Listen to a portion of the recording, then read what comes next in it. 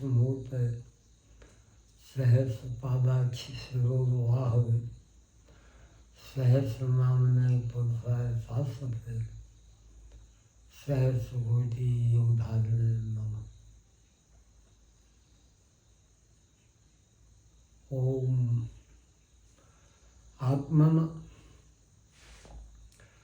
अभी ये बात चर्चा में आई है कि कल महाशिवरात्रि है,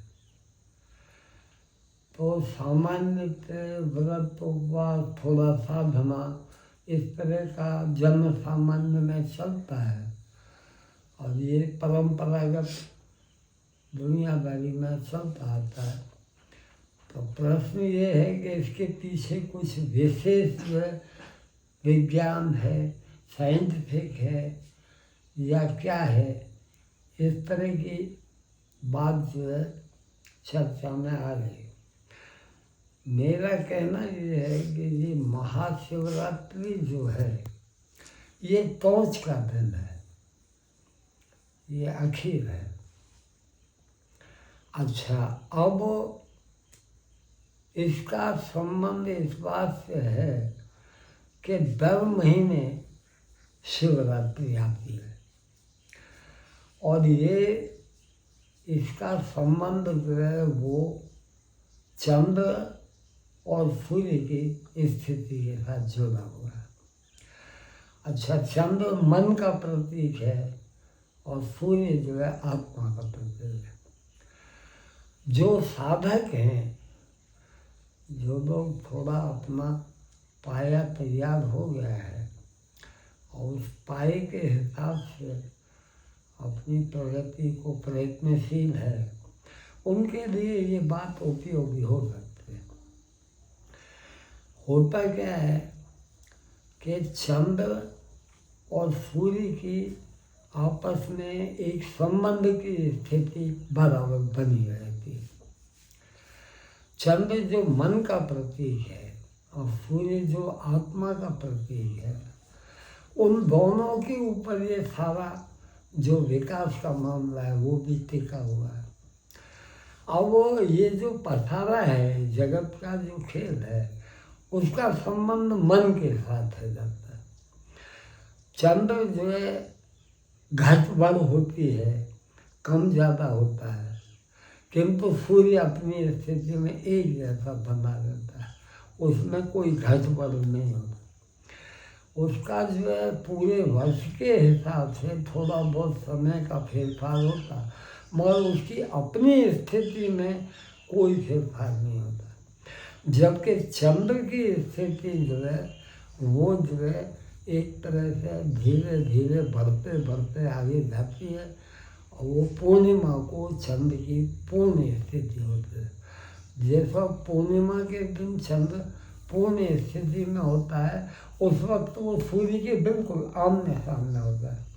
ये जो ब्रह्मांड का जो मामला है वो 360 डिग्री के ऊपर रहेगा। 360 डिग्री में से ये जो है चंद्र और सूर्य दोनों जो गति करते हुए आते हैं, तो एक स्थिति ऐसी आती है कि वे आमने सामने होते हैं।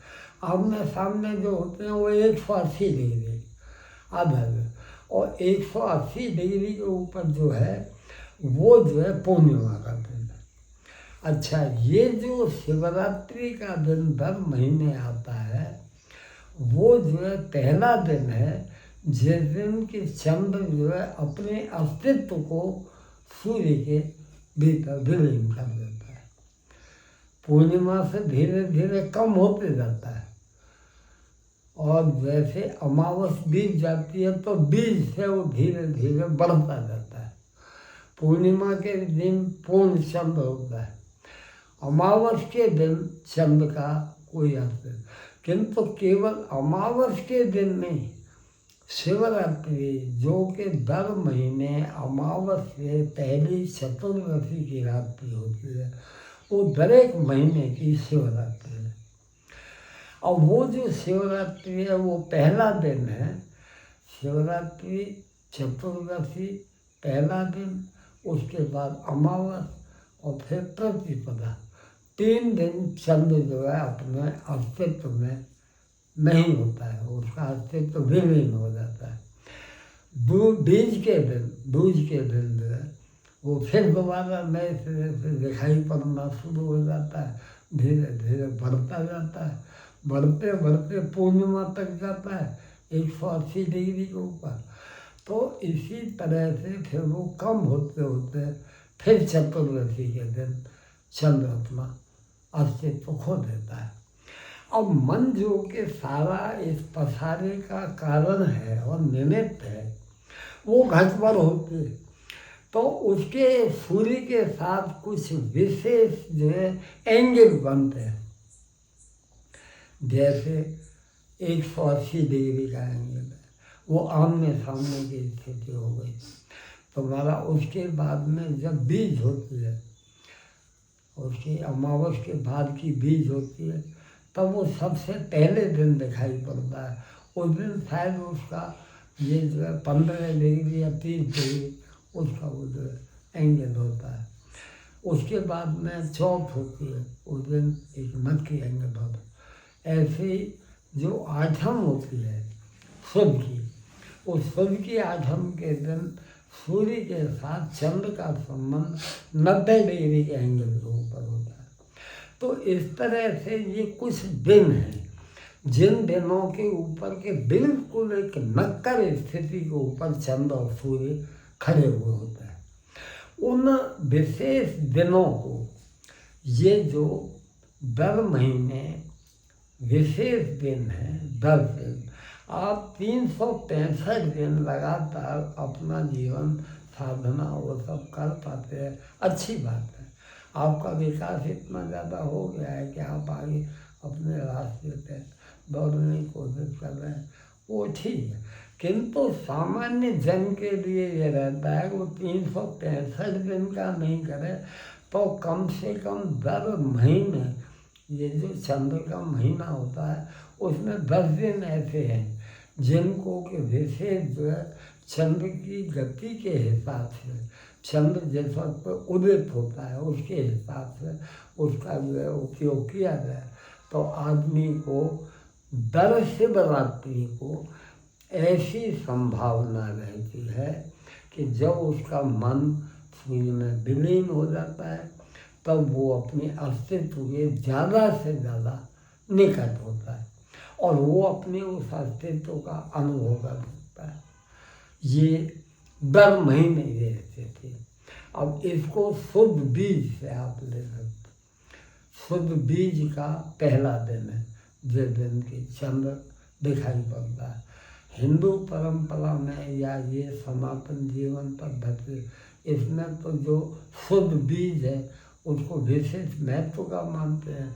तुम्हारे रामादेव संप्रदाय के लोग हैं तो वो रामापीर वाले जो बीज को विशेष दूसरे और संप्रदायों में जो धर्म के फाटे हैं उन संप्रदायों में बीज का विशेष महत्व है। बीज से शुरू होता है। बीज, शुद्ध चौथ, शुद्ध आठम, शुद्ध 11 और पूनम। शुद्ध में ये 5 दिन होते हैं। शुद्ध बीज, शुद्ध चौथ, शुद्ध आठम और शुद्ध 11 और शुद्ध पूनम। इन 5 दिनों को चंद्र जो है आसमान में मौजूद होता है, इसलिए वो शुद्ध का हिसाब कहा जाता है।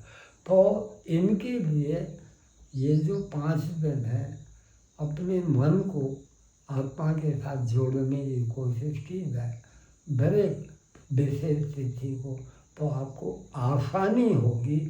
इसके लिए ये एक निश्चित जो है उसका कंजंक्शन मॉडल बीज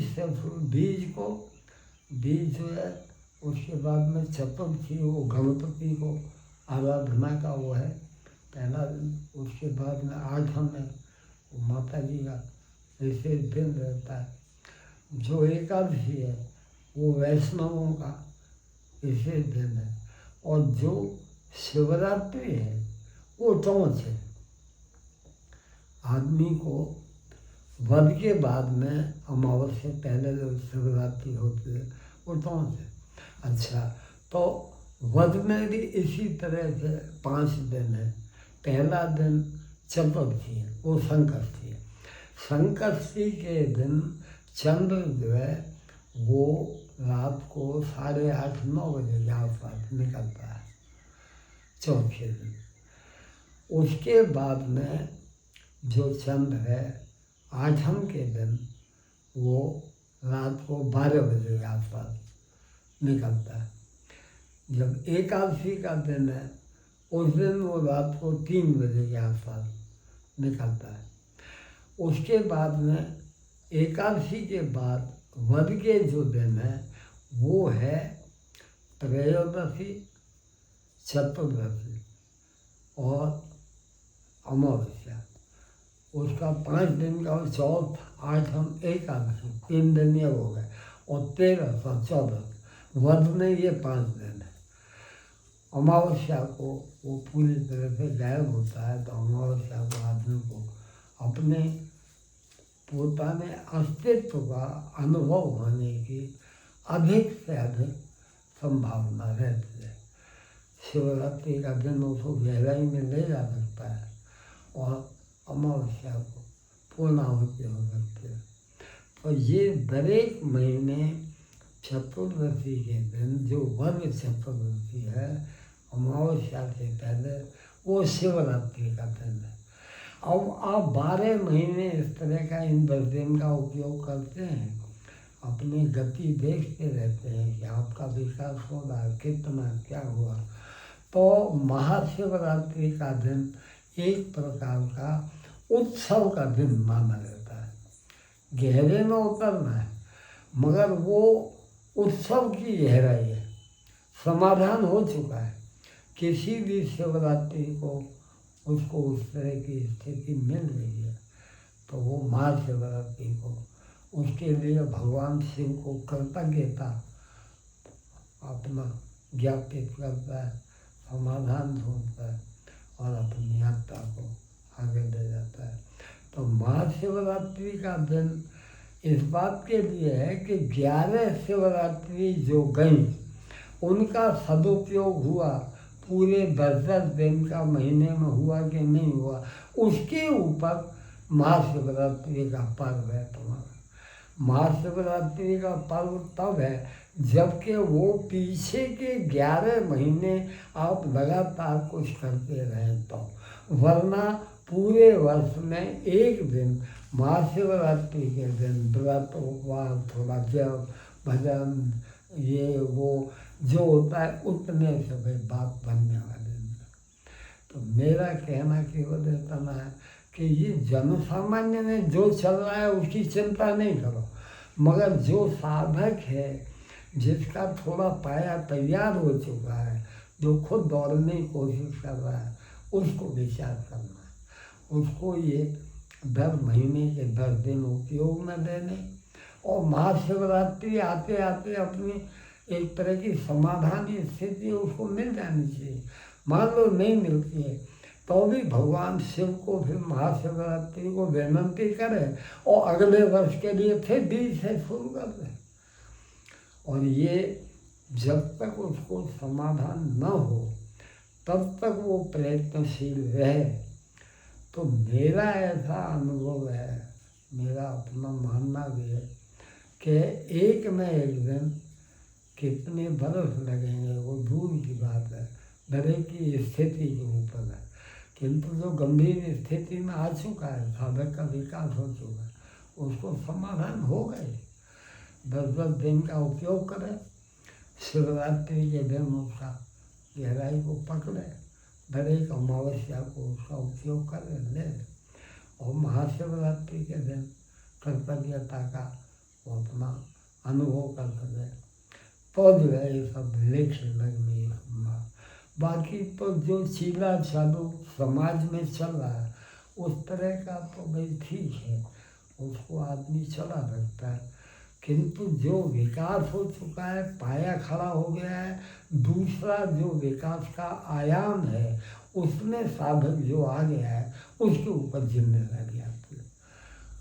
भगवान से विनती है कि सबको रास्ता मिले, अपने अस्तित्व का वो जो है गहराई का समाधान ढूंढ सके। इसी के साथ ये बात अपनी पूरी की जाए।